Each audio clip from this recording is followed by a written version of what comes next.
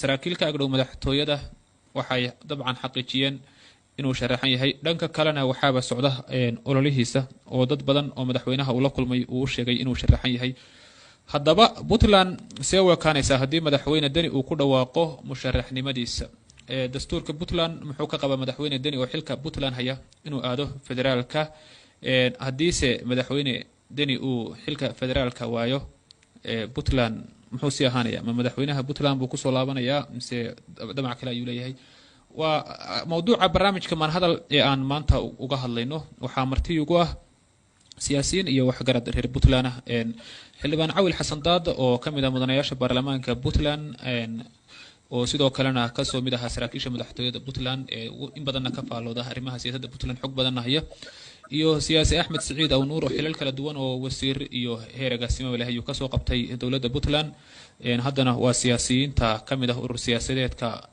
mideeye asaasayaashiisa iyo golihiisa dhexe iyo nabadoon Yaasiin Cabdisamed oo kamid ah nabadoonada Puntland gaalkacyo ayuu khadka kaga jira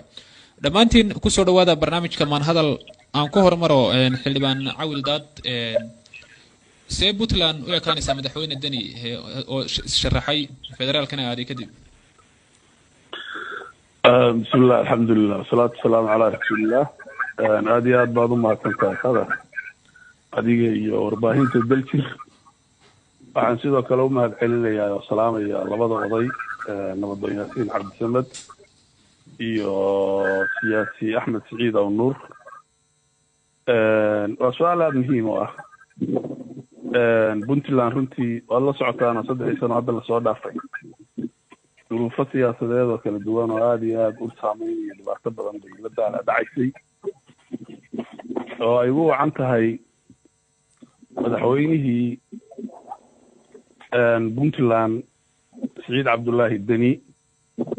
meeshii uu istaagi lahaa dantii iyo maslaxadii ummaddu ay u dooratay shaqadii hogaamineed ee Puntland wuxuu bedelay hab olole siyaasadeed oo ah inuu jaranjaro ka dhigto uu Soomaaliya kursi uga raadsado laba sababood way u ekaan kartaa haddii madaxweynuhu markuu israxo waana midaan ka rajaynayno inuu markuu ku dhawaaqo inuu musharax yahay uu iscasili doono waxaa imaan doontaa ifafaalo fiican oo madaxweynaha in la doorto madaxweyne ku-xigeen kadibna dadku ay tashadaan oo aayahooda iyo dantooda ay ka tashadaan la isoo aruuriyo dadkii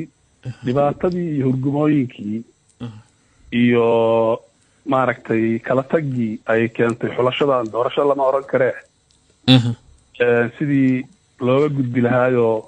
dadka calooshoodii iyo qalbiyadoodii la isugu furi lahaayoo arrintaas la isaga dhaayi lahaa in la sameeyo loona diyaar garoobo waana rajaynayaa haddii qodobkaas hore oo hirgalo oo isagu meesha ka tago in isceshiga iyo is-amaamudka iyo dibisiyigleelidda ay miro dhal noqonayso haddii uu isku dayo madaxweynuhu isagoo aan iscasilin in uu tago oo doorasho kala aado arrintaasi saameyn badan bay yeelanaysaa oo dhibaato ah wax saameynta yeelanaysaa waxa weeye haddii madaxweynuhu isagaan iscasilin isku dayo inuu tago waxay qasbaysaa baarlamaanku intuu fariisto madaxweynaha inuu xilka ka qaado isagoo sida uu qabo qodobka 82 ee dastuurka dawladda Puntland farqadiisa koobaad oo ah madaxweynaha iyo madaxweyne ku-xigeenka marka la soo waxa lagu xeelaha markii la soo eedeeyay cadaatay inay galeen ku xadgudub dastuur khiyaamo qaran iyo xilgudasho la'aan marka xilgudasho la'aan 3 sano soo socotay iyo ku tumashadii dastuurku madaxweynihii dastuurkii iyo dastuurku ah heshiis bulshada wax bulshada isku hayaa oo ku tuntay labadaaba ay sameeyaan mudanayaasha madaxweynaha xilka qaadaan si loo badbaadiyo wadanka marka ma waxa jira baarlamaanka uu soo noqon doona ma waxa jira qodob dastuuri ah oo diidaya madaxweyne Deni oo madaxweynaha Puntland ah inuu federaalka isu sharaxo dastuurka dawladda Puntland waxa la rabaa inaan in cadeeyo aan la isku khaldin madaxweyne Cabdullaahi Yuusuf dastuurkii lagu doortay waa la bedelay ku meel gaar buu ahaa waa la bedelay waa la socotaan dastuurkaas ku-meel gaarka ahaa laftigiisu wuxuu u qaabaysnaa qaab federaali ah oo ah madaxweynuhu in uu raadiyo dowlad soomaaliyeed oo federaala dastuurkaas sidaas u qaabaysnaa dastuurkan la ansixiyey 2012 iyo 2011 oo madaxweyne cabdiraxmaan faroole xilligiisa la meel mariyey ku-meel gaarnimadii waa laga baxay waa dastuur kamil ah madaxweynuhu xil kale isumana sharixi karo mana qaban karo hadduu damco inuu xil kale qabtana waa inuu iscasilo hadduu xil kale isu sharaxana waa iscasilaya isagoo xil haya ismana sharixi karo meel kale ma aadi karo waayahay qodob oo hadda waad xusan tahay ma jira haddii aad buuggii ku horyaala waaba kuu sheegayaaba haddii xil gudasho la-aan ay dhacdo waa dastuurkan fiiri yani waa ina ogaataa qodobka 8aad ee awoodaha madaxweynaha marka la qeexayay dastuurka ku-meel gaarka ah oo waddankeenu hadda jiraa ma jirin dastuurkan nidaamka loo sameeyey waxa weeye waxa loo dhigay sidii dastuur dowlad kaamil ah dowlad kaamilana madaxweyne meelu ka aadan male xil madaxweyne isu sharaxo oo ka dambeeyaa ma jiro waayahay sidaa darteed madaxweynihii waddanka xukumay dastuurkaasi madaxweynaha ku ahaa hadduu aado shaqo kale waa inuu iscasilo waay waad mahadsan tahay axmed siciid oo nuuraan siiyo waad maqlaysay xildhibaanka hadalkiisa adigu halkee ka taagan tahay arrintaa wallahi السلام عليكم قدر وأدعي حيوانك إيو نبضونك إيو ومتى كلام تجيسني وسلام يا فرق الله بعدنا وحوي دورت بنتلاند وإنه لسه قلنا حيوانك هل وقرع سنة يو بنتلاند بيل حركي بيل عدك وامريا فرق الله هاتو أبو حيالي هدباتوي كهاي ونعيها أهاتو إنتي سيد عبد الله تاني ملحوينها أها يوشي كتنمي ama haatan doorashada markii maaragtay doorashada yaan oran xulashada baarlamaanka la sameynayay yani qaabkii madaxweynuhu u maamulay oo sababay in dadku maaragtay kala fogaadaan ha ahaato ama abaaraha iyo dhibaatada jira ha ahaato ama haddii ilaahay uu guurayay sadiir bararka iyo nolosha iska adkaatay ha ahaatee aan waxaan qabaa puntland meel adag buu xaalkeedu marayaa hadduu hadda سيد عبد الله الدني مدحوينها بوزلان وحقا عيسو شرحه maxaa imaan kara bay su-aashaadii ahayd aniga waxay la tahay laba qof baa imaan karta sidaa xildhibaan ku sheegay inuu iscasilo oo haddee iska tago oo halkiisa wuxuu ka helo aragkiisa qabo waa arrin imaan kara hadday taasu dhacdo haddee waxa weeye dastuurku anuusaan qabo wuxuu qabaa in madaxweyne halka joogaa uu markaas automaatikali madaxweyne noqdo baarlamankuna uu markiiba madaxweyne ku-xigeen doorto waayahay axmed iska gaabi haddii waa raadiyo kaaga dhow yahay raadiyo igama agdhowaaniga haduusan iscasilin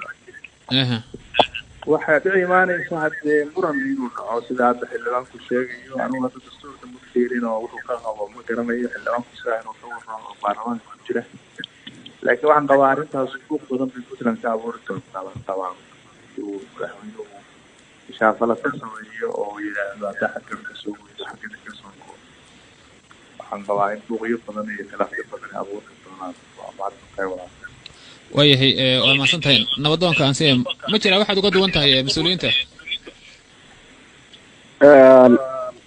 cawil waxaan salaamayaa sida markii horeba raggii iga horreeyey u salaameen idaacadda daljir iyo shacabka soomaaliyeed oo dhegeysanaya codka iyaga odayaasha soo deegala qaybgalayana waa salaamayaa salaan kadib soomaali puntland see bay noqon doontaa haddii madaxweynuhu uu is-sharaxo waxaan qabaa puntland haddii madaxweynuhu hadda is-sharaxo inay barwaaqo iyo baraare iyo sharaf iyo cizi iyo horumar ay samaynayso madaxweynuhuna nasiibkiisuu qabaa laakiin sida hadda uu u sheegay xildhibaanku dalku nidaam iyo dastuur buu leeyahay isagaa la rabaa in la ilaaliyo madaxweynahana dabeecadaha hadda lagu bartay isagu waa fooqal qaanuun oo hadda intii uu joogay 3 sano yaa tusaale dadkiiyo dalkaba ugu filan inuusan isagu sharci iyo dastuur qoran iyo wax la dhigtay midna inuusan xaq dhowrayn dhacdooyinka ay maantayba ugu dambayso uu samaynayaana tusaale ugu filan dadka marka haddii uusan isagu hadda dhaqankiisii iyo dabeecaddiisii ku soconayn uusan isbedel la imaan oo uusan oran war anigu waa socdaa musharax baan ahay hadda anagu waxa la tari kara reer Puntland waxay ku sharfi karaan oo ka sareeyay